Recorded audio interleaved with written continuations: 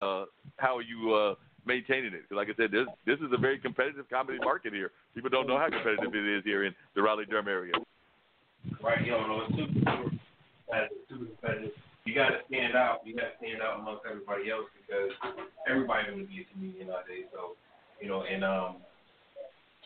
now it's the social media thing that's taking over.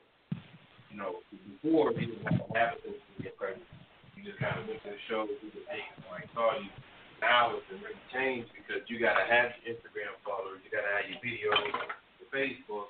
So what got me into it is I really just tried it one day. I was a big fan of stand-up. Everybody likes it. So I was a big fan of stand-up, and one day I just literally just tried it. I was open mic. And but like you said, it's super competitive. It's super competitive, but you gotta love it. If you don't love it, it'll miss it.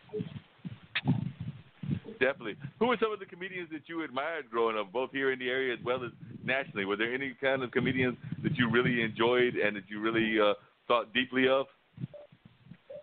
Sinbad and Martin Lawrence. Sinbad and Martin Lawrence. Cool. And it seems to me like both of those comedians actually relatively keep it. I mean, they may have some little bit of roughness, but they definitely seem to keep it more or less clean. So it seems to me that if you're like admiring them, would you consider your comedy more of the clean variety of comedy? Because we know that there's the clean variety, and then there's the kind that you get down and dirty. Get down and dirty, yeah. No, I'm not clean. I mean, I don't have a hardcore. I'm more the people focused. You guys have my. I do have my. They call them after hours. I do have my after hours for the most part. And where can folks catch you these days? I mean, both online as well as just in general. Where can folks catch your comedy at? You can catch me. You can follow me on Facebook at it's Marcus Comedy. Instagram is Marcus Comedy 6. I pretty much perform all around Pittsburgh. I'll be at the Super Improv this Thursday for a showcase out there. Towards the end of the month, I got a couple local spots. End of the year, I'll be in New York. So they just follow me. I post everything on there. Put funny videos on there too. Funny videos and things like that. So cool.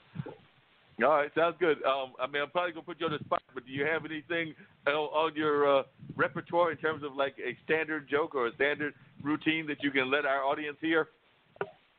I usually make fun of my last name. My last name is Cox, so that's one of the little sections. Usually I'll usually start the joke off saying my last name. As you heard, yes, my last name is Cox. I had to be a comedian with my last name. I would practice with his last name. Could you imagine going to the doctor? All practice is laying on the table with a top off the back. So I kind of start off with something like that. It's kind of know my name. That's kind of what I'm known for, ripping on my last name. Yeah, that sounds like a good way to get the routines out there, and I'm sure that it probably gets you all kinds of reputations and recognition and everything in terms of the comedy out there. Now, you said you had an engagement coming up in New York because Dean's up there in New Jersey. So where in New York will you be in case he wants to come out there and catch one of your routines? We don't know yet. What we're going to do is there's going to be a couple of calls. We're actually going to just play like a 4 or 5 of us to call and just hit the mic and kind of see what happens. We're not going to actually set up a book. Cool. Well, Dean's wife actually works with an event management company, her and her 2 business partners, called 3 Harlem Sisters. So maybe between his wife, who is the event planner, and the pastry cook, as well as the regular chef lady, maybe they can help you find some engagements out there because 3 Harlem Sisters earlier this year. It was earlier this year, right, Dean? Yes, it was. That they launched their event and everything. So maybe they can help tie you into some things that are going on and everything out that way. Yeah. Cool. Well, we definitely want to keep you on the line. Like I said, I was expecting some other calls. It looks like I got another one right there. Hey, okay. Mr. I've got the gentleman from Charlotte on the line too as well. Are there any comedy spots that he needs to look at in Charlotte that you're aware of? think he had to step off, so there's only us on the line right now, bro. No problem. But I did hear the bells. Was there a bell ringing too? Yeah, we got Damon Walker standing by. All right. Well, I'm definitely looking forward to talking to Damian Walker. If you want to stay on the line there for a minute, Mr. Cox, you can. But Damian Walker is actually a musician type, and we're going to pull him in and see what he's got to say, and then we'll be keeping this thing rolling right along. Yes, we will. Again, y'all, it's Straight Talk with Dean and Mark. What we do, how we do every Monday night. Are you enjoying the smoothest conversation in podcasting? Straight Talk with Dean and Mark. Hi, this is DJ Smooth Jazz, syndicated radio host and co-owner of Portfolio Group LLC, your smooth jazz lifestyle and entertainment group with offices in Durham, North Carolina. Portfolio Group LLC specializes in promoting the lifestyle of smooth jazz listeners with the promotion of smooth jazz events and the distribution of African American owned wines. For more information, portfoliogroupllc.com, or you can swing by my secondary site, djsmoothjazz.com. Now back to Straight Talk with Dean and Mark. And we are back right now. Mr. Damian Walker, welcome to Straight Talk with Dean and Mark. You are now on the line, sir. Hey, how you doing? Good to be with you. All right, all right. Glad to have you on here, Damon. Glad to definitely have you on here. Damon's actually out of North Carolina. I don't want him to tell us exactly what this field that he is in, because it is not a common thing, and it's definitely not common for a brother, as far as I can tell, to be involved in this field. But, he's involved in the music world, but he is also a luthier. And I want to know exactly what a luthier is. I have an idea, but I want to know exactly what it is and how he got into this field, because it's not something that, I don't think that the average brother living anywhere that brothers live or sisters comes up, wakes up one morning and says, I'm going to be a luthier. Yeah, you're right about that. Most people haven't heard the word before. When I say it, they ask, are you a Lutheran? Like, no. That's not what I said. But basically, a luthier is just someone who either builds or restores stringed instruments. That's all, in a nutshell. And, sorry, 1 second there. That's my daughter. I just changed her. But basically, I got into it in a roundabout way. I'd never heard of lutherie myself. I was looking more for the skill set. At the time, I was studying architecture in New York. That's where I'm from. And I knew I loved design. At the same time, I was working at a construction company building furniture, so I knew I was good with wood in my hands. And I was a bassist, electric bass, but I was aspiring to the upright. And it's just a matter of putting them all together. All right, baby, here. All right. Can you hear me okay? Yeah, I hear you perfectly fine. Okay, good. Had to get the baby sorted out. But, yeah, that's kind of how it happened. It's the weirdest thing. I just kind of stumbled into it. Cool. And how many luthiers are there in the area? Like I said, I do know some people that are bass players, and, of course, they need that luthier ability to fix their instruments on a regular basis. But just here in this area, or even in North Carolina, are there, tons of luthiers, or are you, one of maybe 6? Okay, there are many luthiers. The thing is, most of them are fiddles, guitar, things like that. Where it gets narrowed down is when we're talking about bass lutherie. Not too many people can work on an upright bass. As far as I know, there's one other shop somewhat near the Triangle. That would be the Greensboro area shop. That's the next closest.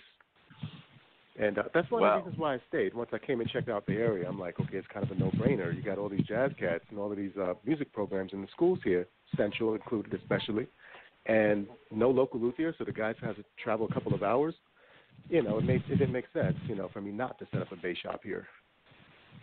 Yeah, because I'm oftentimes fascinated by people that do these specialty things and how it becomes just a few people that can do it. Like I've got a good friend, Kelly Shabu. We actually had him and his wife on because they do dance and work in the African dance tradition. But he is also one of the people that can fix a djembe drum, because there are not that many people that can do that either. So he's like, when they have these folks that are doing all this African drumming and everything, he is one of maybe about 3 or 4 people I know that can do this on a regular basis, which is why his house is filled with these drums that need fixing on a regular basis.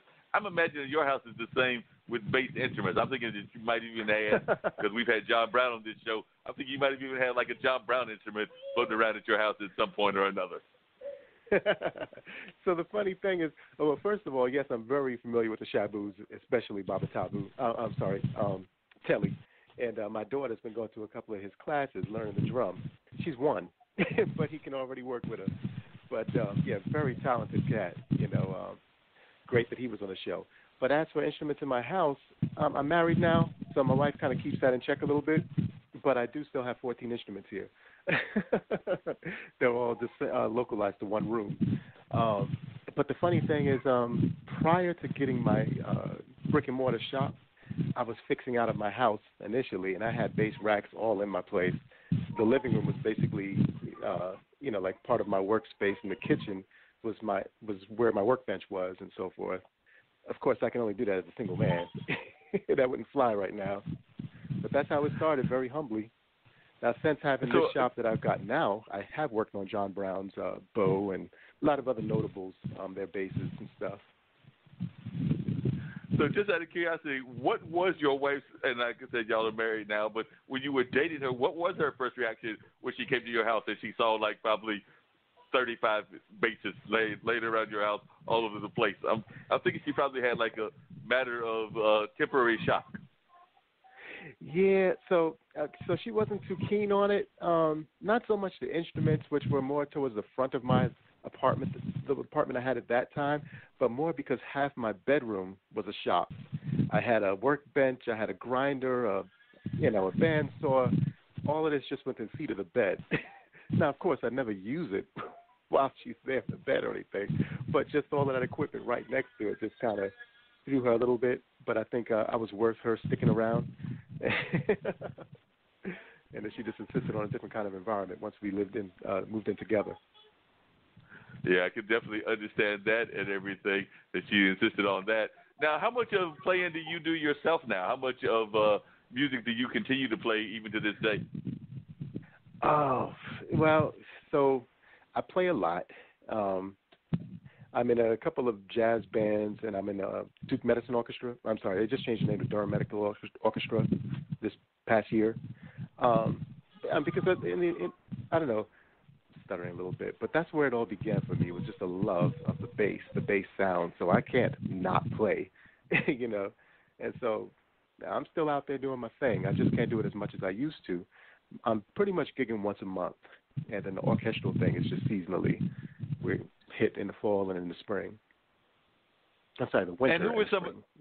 Yeah, winter and spring. Yes. Who were some of the people that inspired you as a musician? Were there any certain musicians that you were inspired by when you were growing up and everything? And we were actually just talking about this with our first guest. He was talking about how he had gone through hard times and had that whole drug life and everything. And he was, one of his complaints was that music, as well as other things, had been taken out of our schools. And I was just wondering what your thoughts on that were, as one that is somewhat involved in education as well. And I do know that that's something that we even talked about with John Brown, that it seems like our music is, and just arts in general, and creativity are being downplayed. So I was just wondering some of your thoughts on that. So I heard that first guest, and he was directly on point, exactly on point. And I tell you, my experience was basically the same.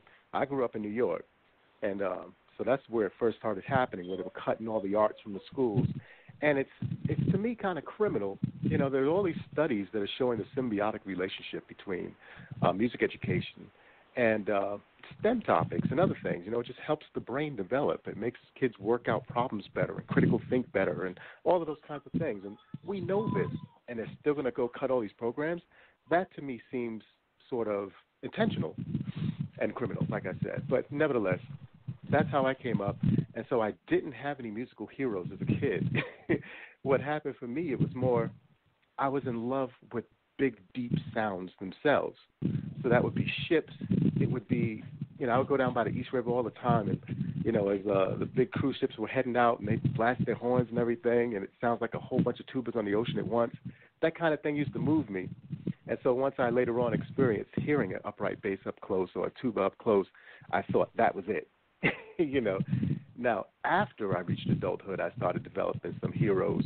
And, of course, that would be people like Charles Mingus, partly for his playing, but more for his orchestration and so forth. In terms of actual playing style, I would think people like James